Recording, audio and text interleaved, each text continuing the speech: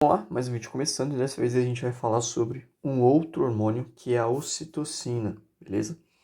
Também conhecida como hormônio do amor, né? Então a ocitocina, ela é muito associada também, né? Conhecida aí como hormônio do amor, né? Ou da paixão. Porque quando a gente está apaixonado, a gente costuma ter uma liberação, índice de liberação de ocitocina maior, tá? Então vamos lá. A ocitocina, ela é um hormônio sintetizado pelo nosso hipotálamo, né, por uma célula específica, que é por um conjunto de células específicas, que é o núcleo paraventricular. Tá? Então, esse hormônio aqui, ele está lá no hipotálamo, tá? Essa estruturazinha é o hipotálamo, que a gente já viu. Então, aqui a gente tem o hipotálamo e a hipófise, tá? Essa estruturazinha aqui é o núcleo paraventral.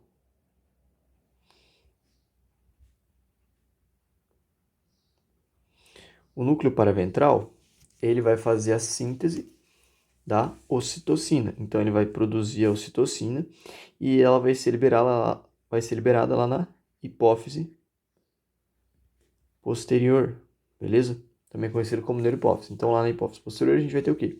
Liberação de ocitocina, tá? Mas agora, quando que a ocitocina vai ser liberada, né? A ocitocina, ela é um hormônio muito presente, né? Principalmente durante o período gestacional. Então, no último trimestre ali do período gestacional, tá? Então, ela é muito mais abundante ali no último trimestre, do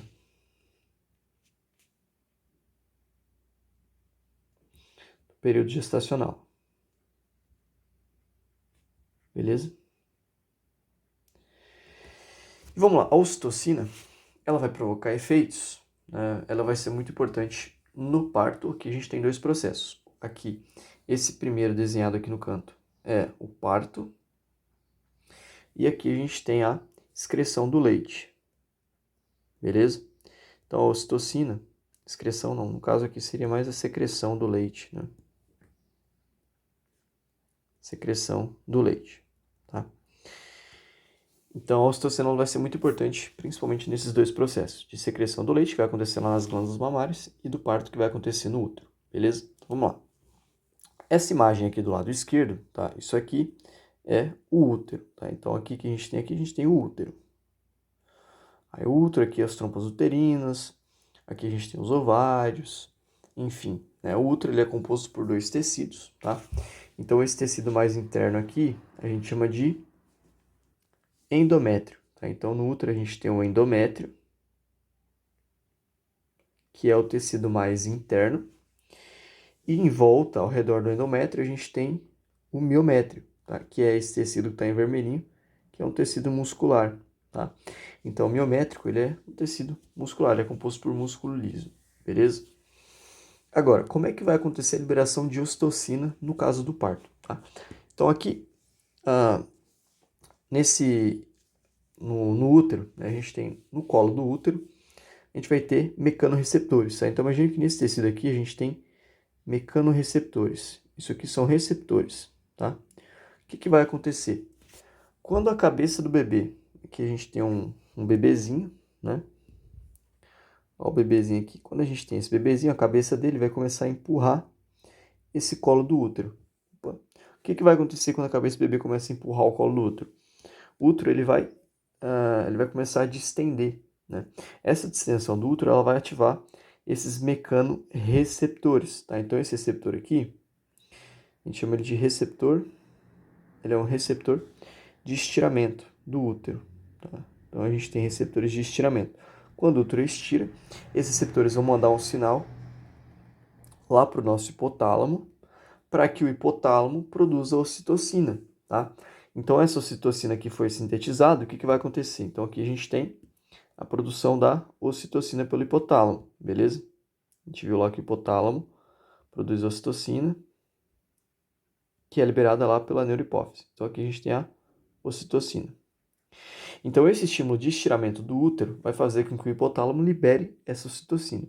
Uma vez que essa ocitocina foi liberada, ela vai atuar lá nas células desse tecido do miométrio, tá? Nesse músculo liso. Então aqui a gente tem uma célula, isso aqui é uma célula, tá? Do miométrio que a gente ampliou. Então imagina que a gente pegou essa célula aqui, muscular lisa, e a gente abriu ela, a gente ampliou ela, tá? Então aqui a gente tem que a ocitocina ela vai se ligar a receptores. Que receptores são esses? Esses receptores que a ocitocina vai se ligar nessas células musculares do miométrio uterino são receptores ligados à proteína GQ. Tá? Então, são receptores metabotrópicos ligados à proteína GQ. E a gente viu que quando esses receptores ligados à proteína GQ, quando eles são ativados, essa proteína GQ ela vai ativar vias metabólicas dentro da célula. Né? Uma dessas vias é chamada de IP3. E o IP3 ele vai atuar onde? Lá no retículo endoplasmático. Tá? Então, isso aqui é o retículo endoplasmático. E o que ele vai fazer? Vai fazer com que o retículo endoplasmático libere cálcio no interior da célula. Né? Então a gente vai ter liberação de cálcio, vai fazer com que essa célula comece a ter uma mudança na carga no interior da célula. Então essa célula que antes era negativa, ela vai começar a ficar mais positiva. Quando a gente tem essa mudança no interior, a gente vai ter a abertura de canais de cálcio. Então aqui a gente vai ter a abertura de canais voltagem de cálcio, fazendo com que mais cálcio entre, e aí a gente vai ter a despolarização dessa célula. O que acontece quando essa célula despolariza? Ela vai contrair.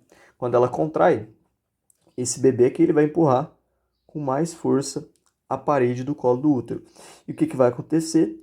Esses receptores de estiramento vão ser ativados, vão atuar lá, vão liberar mais a ocitocina, que vai se ligar, vai ativar mais células.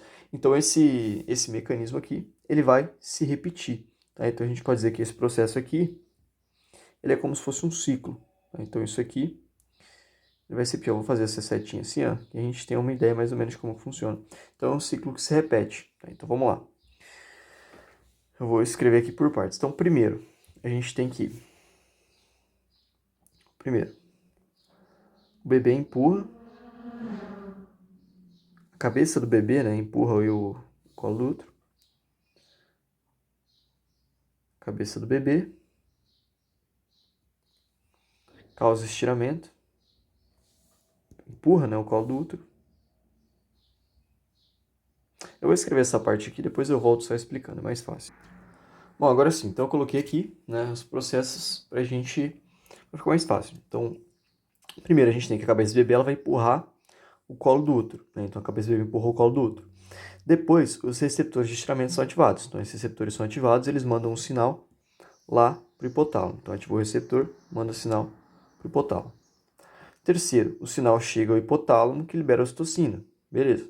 A ocitocina se liga a receptores nas células do miométrio. Então, se ligou a receptores, né?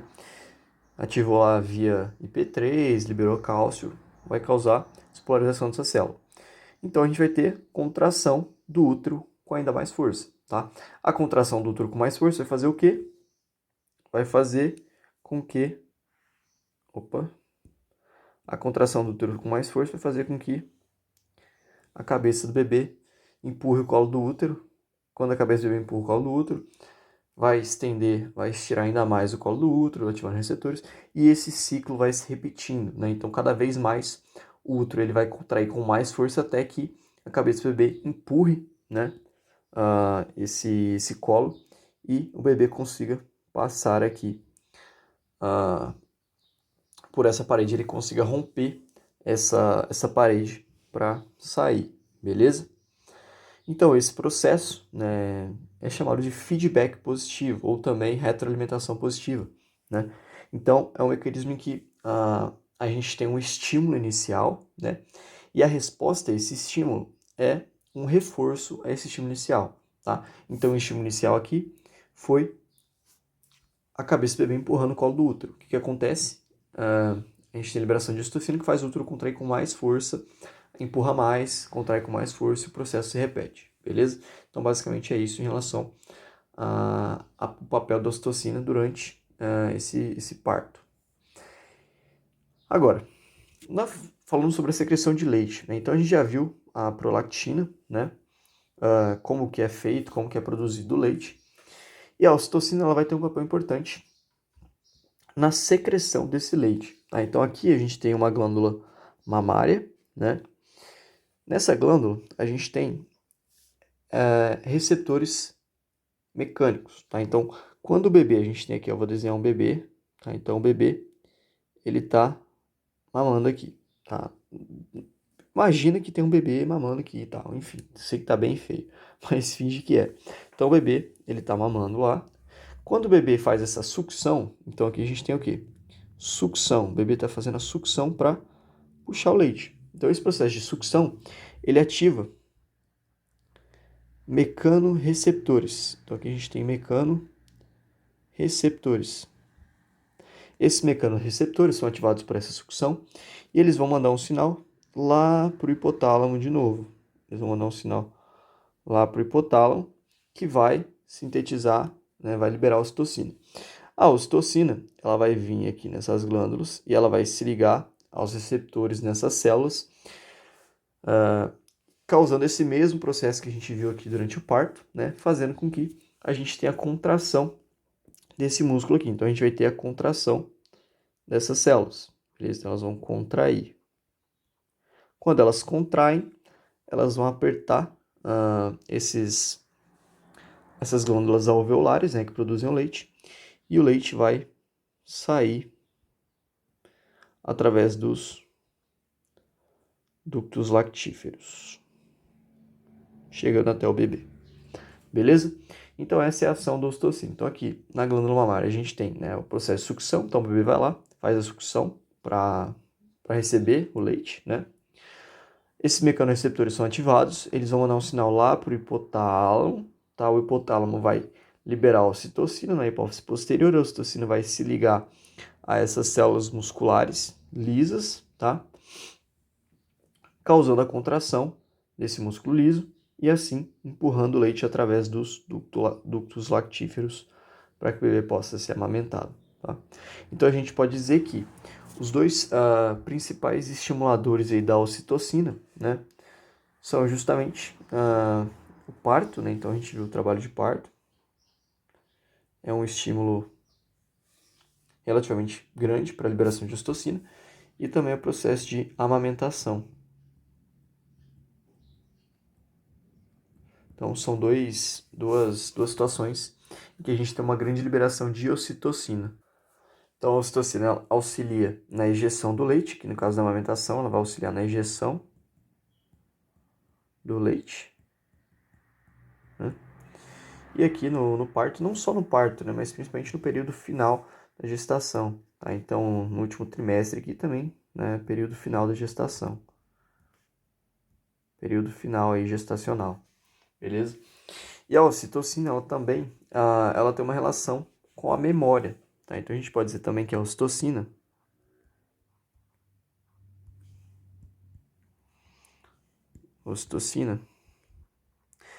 ela tem relação com a memória. Ela causa efeitos negativos na memória, tá? Então, a ocitocina ela tem efeitos negativos na memória. O que significa isso?